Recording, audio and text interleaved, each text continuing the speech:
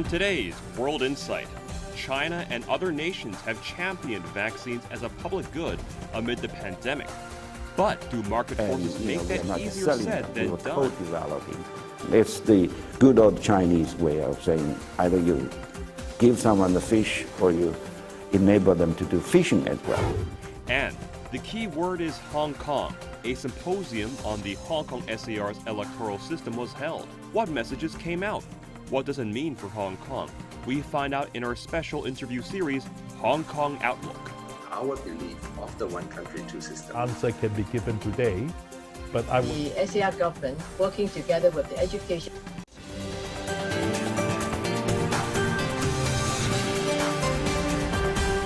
Here is our host, Tian Wei. Hello and welcome to World Insight. I'm Tian Wei. The COVID-19 pandemic still raging, and it's widely expected that its vaccines will be a game changer. According to WHO, at least 7 different vaccines derived from 3 technologies have been rolled out in countries as of February the 18th. At the same time, more than 200 additional vaccine candidates are in development, of which more than 60 are in clinical development. COVAX is part of the ACT Accelerator, which the WHO launched with partners in 2020 to ensure equal access to COVID-19 vaccines for all participating countries. China has joined COVAX initiative and vowed to provide 10 million vaccine doses to the program to meet the needs of developing countries particularly. Until last week, China has provided vaccine assistance to at least 53 developing countries and exported vaccines to 27 countries.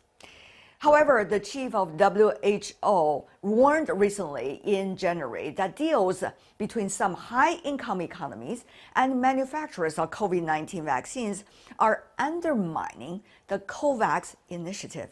Can the pandemic act as a wake-up call to the fragmented global governance system? I spoke to Jia Daozhong in Beijing. He's been doing research on how the unfolding geopolitics has shaped the world's response to COVID-19, particularly the latest debate on vaccines and vaccine nationalism. Thank you for doing a lot of research about vaccine and how it's related to international relations these days. First of all, my question. Now, one of the things we've been seeing is emerging economies, some of them are very active these days. China, Russia, India. China has already developed several versions of vaccines, while Russia's Sputnik is being also widely accepted by developing countries particularly. Meanwhile, you also see India trying to be this manufacturing hub of a vaccine, even though it has its own supply issues. So how do you see the role of these economies in terms of both vaccine research, vaccine production, and also vaccine exports and aid of vaccines to developing countries? These developments should not be viewed in purely political terms. And it's a sad situation that many of these commentaries associate these things with geopolitics, or they simplify this to country names. They say it's vaccine diplomacy, quote unquote. Exactly. If you look at how China got to this stage, vaccines produced and approved by the Chinese health authorities meet WHO standards. That pre-qualification process, China successfully, after some 10 years of effort, gained that pre-qualification status in 2011. It's not just China, it's not just Russia, or it's not India. It's that these happen to be the countries outside, quote-unquote, the G7 bloc that are technologically capable, scientifically capable of doing this. And should they be accused of so-called vaccine diplomacy? Well, it depends on how you define it. I don't really think the simplification of vaccine diplomacy or that kind of rhetoric stands up. We really have a serious issue on hand. It's more than just a sense of humanity. It's more than just a sense of community. It's a simple fact that the virus really knows no boundaries.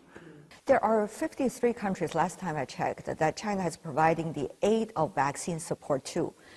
Meanwhile, there are more than 20 countries that China is exporting vaccines to, regarding COVID-19, of course. Some would say, oh, why is China doing so-called selective vaccine diplomacy? They argue that China should contribute to everybody. Whether it's selective or diplomacy or this and that, how do you see this series of accusations, jealousy combined with just uncertain intentions regarding all of this? I'm actually surprised that you have some 53 countries that agreed to receive the donations from China and the 20 so far that agreed to buy from China. If you look at the regular vaccine supply situation around the world without the pandemic, what's the percentage of Chinese vaccines being sold worldwide? Must be quite small, huh? Make a guess. 5? Less than 1. All right. Mainly because China is very new to the international vaccine supply market. As I mentioned, in 2011, China, eventually got the WHO pre-qualification status. That started the process of international agencies like UNESCO, like others, to purchase a vaccine from China. And that also allowed Chinese companies to start exporting. So you have the brand recognition issue. And this time around, I do believe Chinese vaccines got lucky, and together with those developed by Russia and India, mainly because of the requirement on transportation. Chinese vaccines do not require very sophisticated supply chains. To answer those people who say, well, why are you selective? The selection is mutual. You have countries that do recognize who have their own teams of experts, they have their own health regulatory authorities. They recognize the scientific and the technological rigor of Chinese vaccine. That's the basis for things to happen. Hopefully next time, I hope that the world would not have another pandemic, but hopefully next time if there were such a new need, we would have more than 53 countries that agree to accept the donations. There is a huge divide in terms of surplus of possessions and deficit of possessions among countries in the world. How do you see this huge divide? This divide is a reality. There are several dimensions to this. One, of course, is every government, being rich or poor, has to take care of its own population. Yeah. And that's understandable. But then after that, or along with that, a real bottleneck at this point of time is what do we do with the production of the vaccines. And it so happens that this time around, a number of new vaccines, successful ones, thanks to enormous investment by several governments, including Germany, the United States, Britain, a number of rich countries.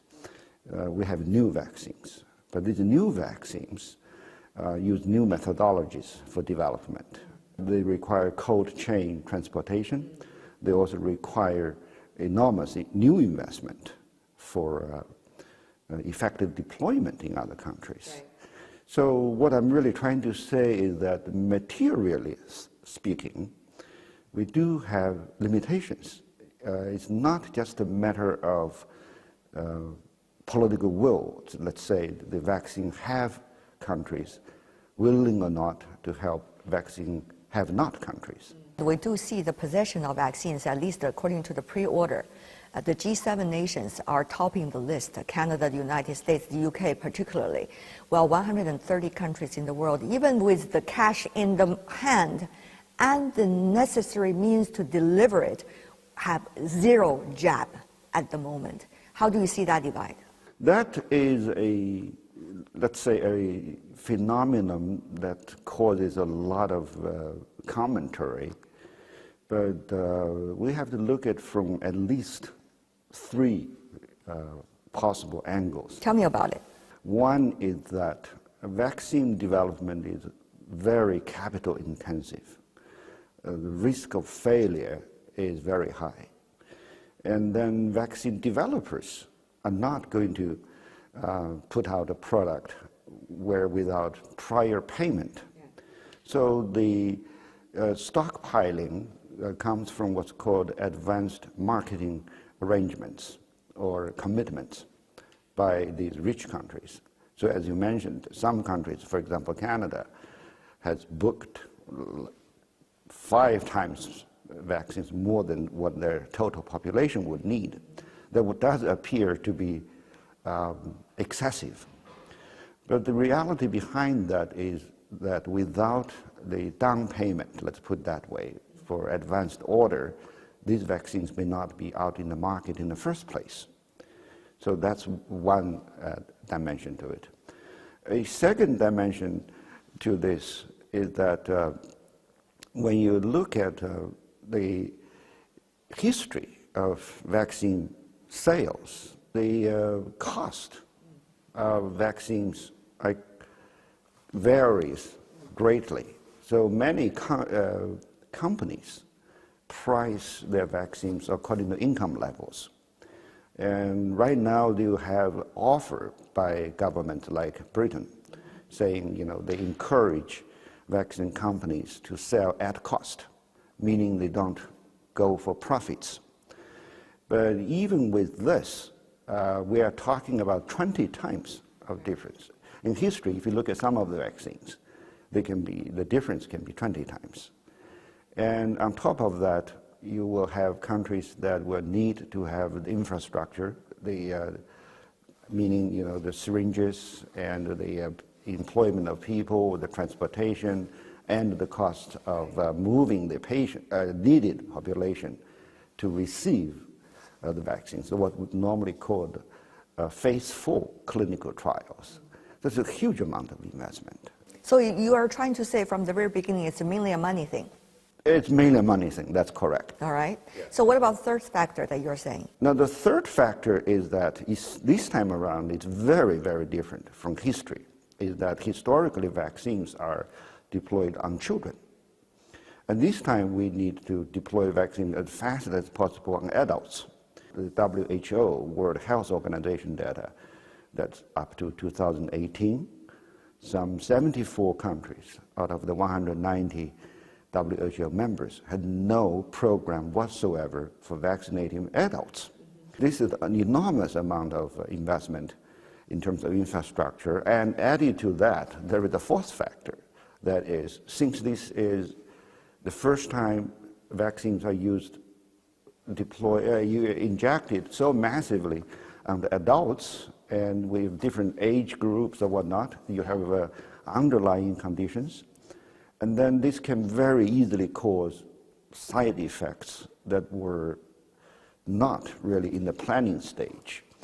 And so many vaccine companies are, legally speaking, risk averse. This does speak about what all governments have to think about. How do you protect the vaccine companies from possible lawsuits?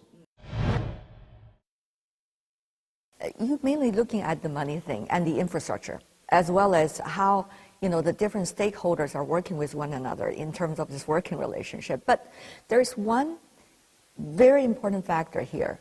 That is, what about the equity issue, the fairness issue? Secondly, there is the World Health Organization putting out something called COVAX. Right. Now we heard from the Director General of the WHO that some developed economies are actually taking away the access of vaccines by COVAX because of their own orders. Right. And this is happening as we speak. So here is the issue of fairness, I guess. We can't escape from that just by talking about money and technology, is it?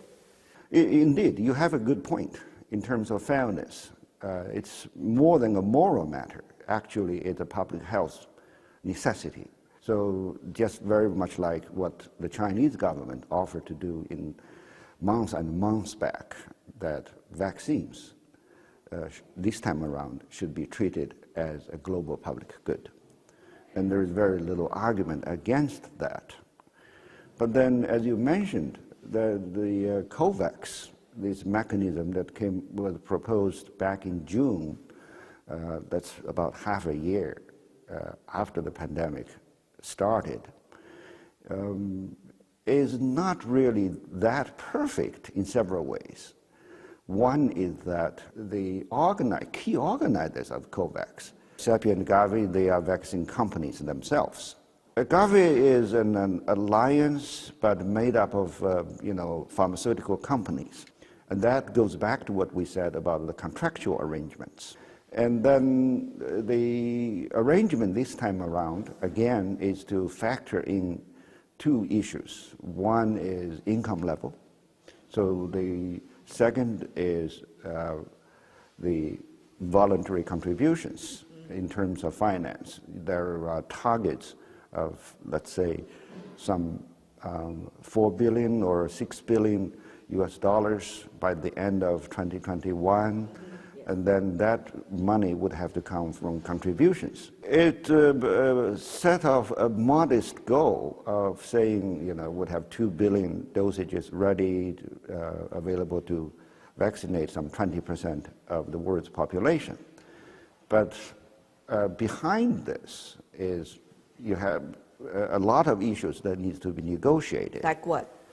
For instance, you would need to have the newer requirements for such things as transportation.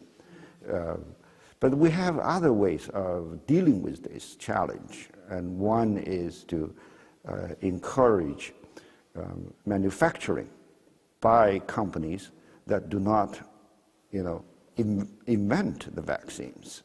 And globally, there is also another alliance, in addition to Gavi, that is called Vaccine Manufacturers of Developing Countries, China being one of them. There are several here in Asia and across other developing countries. So under a scenario of these companies, their manufacturing capacity being put into force, then we can potentially enlarge the supply quickly. Some would argue the G7 nations, with the latest virtual meeting hosted by the UK, actually have been talking about, let's, help to support some vaccines to those countries that do not have. After all, 130 countries do not even have a single jab of vaccines. Exactly. But there's no timetable, there's no roadmap, there's no specific ways of how they're going to deliver it, given the urgency of the issue, the global pandemic. Do you think those are really reliable promises? Well, this is actually a repetition of history. What do you mean by that? Back in 2009, 2010, we had an H1N1 virus situation. It was a pandemic that ended within a couple of months, and like this time around, you had fast development of successful vaccines, and a number of these rich countries had a similar arrangement. The arrangement being three components. One is that my country first, and second is that they would be sharing among the rich countries only, and to meet the demands, the needs of those societies only. The third is when there was going to be surplus, they were going to donate a small percentage of that to the needy countries. And the needy countries, the have-nots that time around, got lucky because the pandemic ended earlier than expected. Mm-hmm. So this time around... But that's simple luck. Yeah, that was a simple luck. So that's why this time around, the WHO played a role to put forward this COVAX. But having said that, though, are we going to see that there is going to be share of patent? Because that's what happened during the Cold War when the polio vaccine was invented. It's very sad, actually, this time around. We had, back in October 2020, India and South Africa together tabled a motion to the World Trade Organization saying, because of we have a COVID-19 pandemic, and this time around let's relax these patent requirements, let's do, in many ways, in policy, come to a policy consensus to quote-unquote force these developers who insist on their patents being treated the usual way. And so far, as you know, the WTO the World Trade Organization has not been functioning properly either. And that motion still stays sort of, I would say, at best, on the back burner. But that idea really should be taken up seriously. In other words, it goes back to what I said earlier on. If you can lower the patent cost, or if you treat the patents, this time in the exceptional case, challenge them to say you really live up to what you normally promote as corporate social responsibility. Now, against this background, one of the things the Chinese companies have done that's correct, that it should be encouraged, is that conducted collaboration at the development stage with some 30 different countries. We conducted these tests in some 18 up to 20 societies, taking advantage of the kind of epistemic communities we have. More importantly, if you look at the collaboration between China and Brazil, China and the UAE, the United Arab Emirates, China and Indonesia, we had wholesale technology transfer. We're not charging them on the basis of these patent requirements. Very so interesting. we collectively develop, and then so that they're not really getting the products from China, and we're not just selling them. We were co-developing. They can reduce the cost on the receiving end. They also get to learn a way of making vaccines and producing them, develop, and then to enable them. To enable them. It's the good old Chinese way of saying either you give someone the fish or you enable them to do fishing as well. So I think that's I feel good about it, and that needs to be encouraged, at least for other countries and other companies to do it. You're watching World Insight. Coming up in our program, the key word is Hong Kong. Over the weekend, the symposium on Hong Kong SAR's electoral system was held. What messages came out? What does it mean for Hong Kong? We find out in our special interview series, Hong Kong Outlook.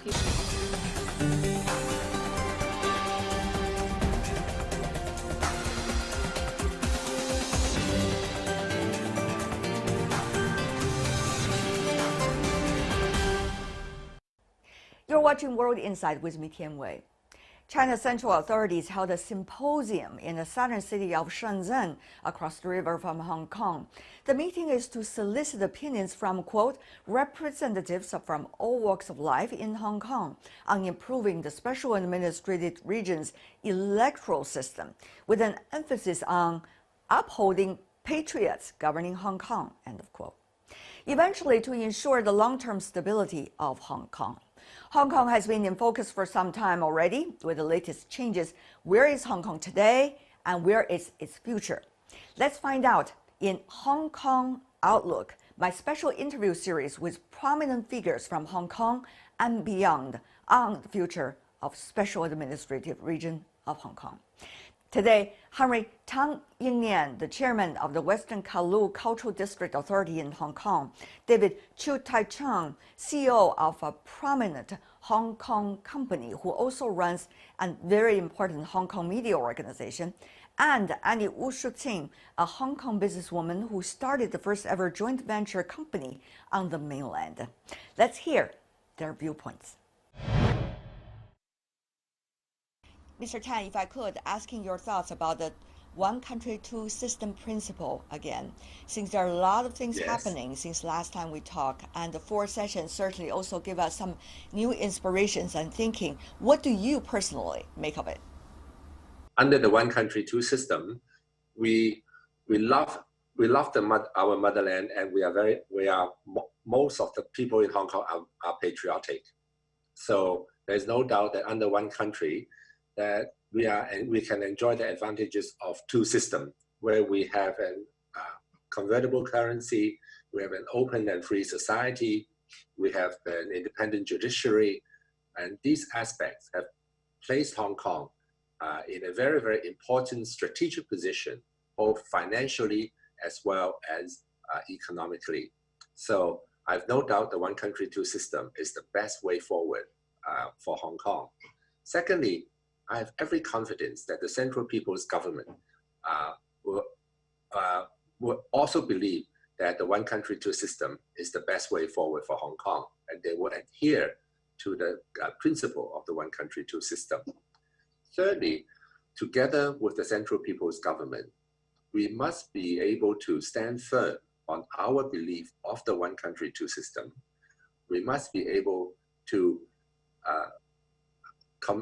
formulate policies that are beneficial to both Hong Kong and to the Central People's Government. So the People's Republic of China, with Hong Kong and Macau as its two systems, will be able to take the best advantage of this strategic development. Actually, there are several layers of challenges. Earlier, we already see unilateralism, nationalism, and also anti-globalizing trend. Later, there's the pandemic. There is also the China-U.S. trade war. And now we see, China, when it's rising, it is inviting different kind of opinions from different parts of the world. So how do you think, out of this quite complex and intertwined factors, Hong Kong can work with the motherland to brave the storm? I believe this pandemic is going to cause quite a lot of nationalism and also more unilateralism than in the past. It is understandable that many countries will want to pursue that path because the economies globally is going to take a very, very severe hit, probably the most severe hit that any one of us have ever seen in our lifetimes. The reason I say that is because if you put a sudden stop to the economy for weeks at a time or months at a time, it will cause the disruption of the supply lines, cause disruption of many of the manufacturing industries. It will cause disruption to many of the economic activities that all communities rely on in a globalized economy. So governments always will have the first priority is how to take care of their own people. But I think if I look ahead, I believe the globalization have caused the economies all over the world to be interlinked and mutually reliable upon each other. They will leverage their own strength to do what they do best in order to service not just their own community, but to serve the whole world. So therefore, that's why many of the supply chains are very globalized. And many of the companies, whether they are in America, Europe, China, Russia, South America, or other parts of the world, will not be able to survive just if they completely lock their borders, because each nation cannot be an island anymore. So looking ahead, I think they will eventually come to realize that while it's right to care for its own people first, the resources should be put to help their own people. But overall, it will still be important. And I think they'll come to realize that they cannot live alone. They're not alone in this world. And so therefore, the globalization process will still have to continue as they try to restart their economies. David, you run several media organizations yourself. Now, the media business is facing a lot of challenges, whether it's economic challenges or political challenges, not to mention the latest pandemic. How do you think the media has been covering Hong Kong, which is you were born in and grew up in? I think on the two parts of your questions, I think first is the world should appreciate that Hong Kong, by many organizations, not from China, not from Hong Kong, world-scale, organization, have always believed and give the ranking of Hong Kong one of the freest society in the world. And we have always enjoyed that. And therefore, the press in Hong Kong have also enjoyed so much freedom. I think the world should not take that for granted. As for the freedom of press in Hong Kong, me as the chairman of one of the television company in Hong Kong, I agree. To some extent, there is too much freedom. I think a good media should only report the news, not to be too opinionated. There are a lot of media in Hong Kong, because of the freedom of our society, who become very opinionated. And for the wrong reason. It doesn't serve its best. It doesn't help the prosperity.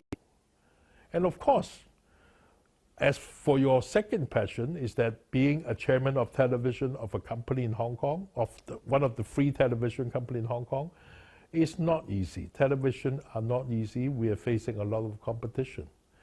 But that's not important. I think what is important that, the world, if I may repeat, should appreciate and respect the freedom of Hong Kong that we have enjoyed. And we welcome everybody to come to Hong Kong because of its freedom. And therefore, the world should not take that for granted. The consensus building inside the Hong Kong society become extremely difficult.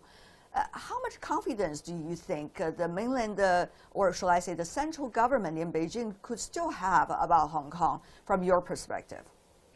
I think since 1997, Beijing and China have nothing but been helpful. They gave Hong Kong so many privilege. They give Hong Kong so much support.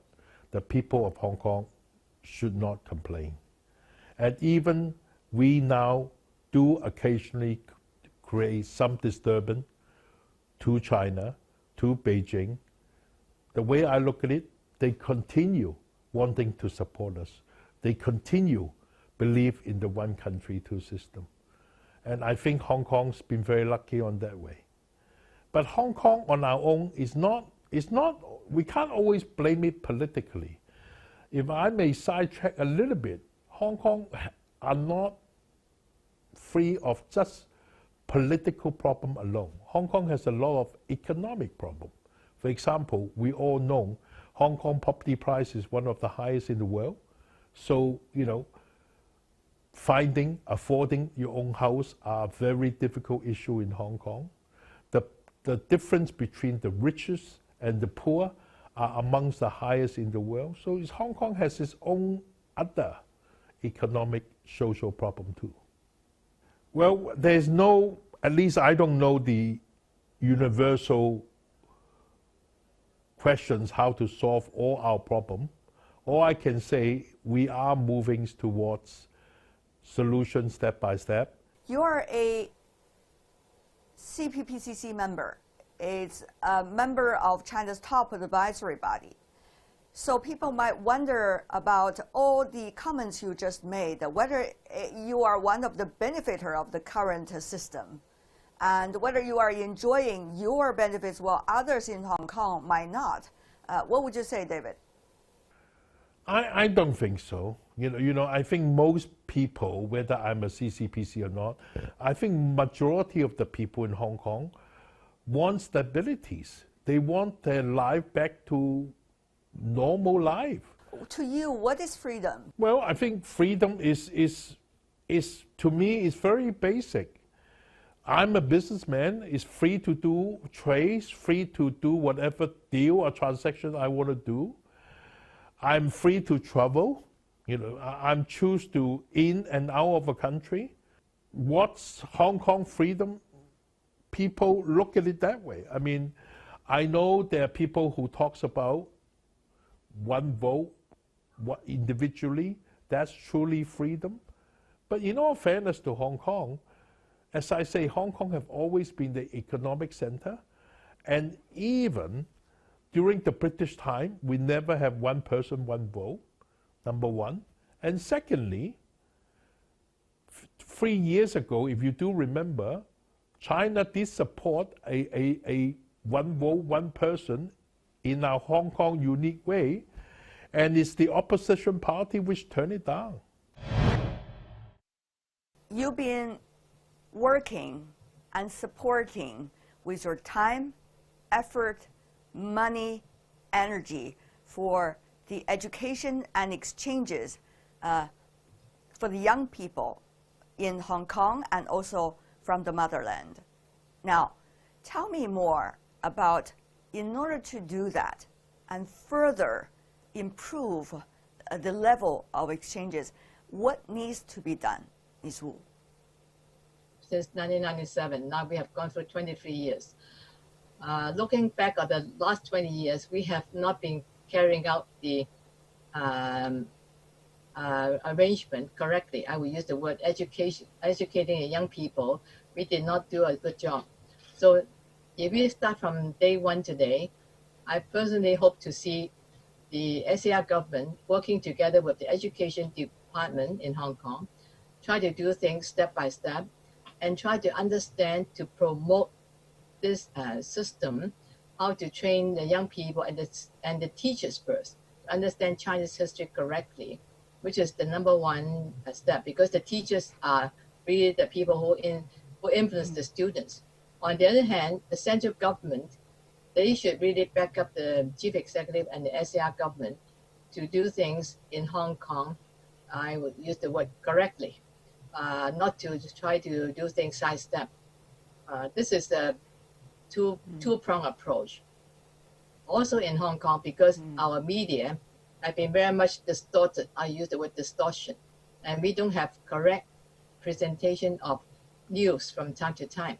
And this is the handicap of Hong Kong. So it also may be another job that the chief executive and the SAR government, they should take care of the news and the broadcasting and handle a lot of information correctly to be released to the public, or else the public will have a lot of inaccurate information.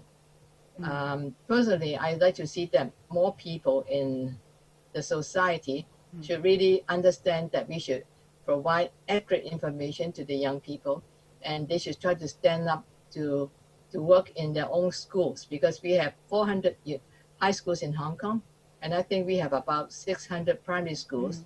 And if all these school principals, if they can try to do things correctly and support the government, then we can have the force from the average person. So it takes everyone to do something for Hong Kong. The liberal arts education regarding history, there are already proposals being made as to how it should be changed, the content of the earlier component of the liberal arts education. But it's not easy to change, to include what you consider as important component. So what's next? Now, how can we proceed? I think this is a total effort of the chief executive for the special administrative region, and together with the director of the Education Bureau, together with the general public of Hong Kong, and also the teachers in the schools. They have to have a positive and a correct attitude to teach Chinese history. The main problem now is not the contents of the history books, it's how the teachers teach the history, the modern Chinese history. And some of them have been taught in a very inaccurate method. So the students have been taught in a very negative attitude about Chinese history. So it's very important if we can have one standardized textbook on modern Chinese history to educate the students, also to really educate the teachers to teach Chinese history properly.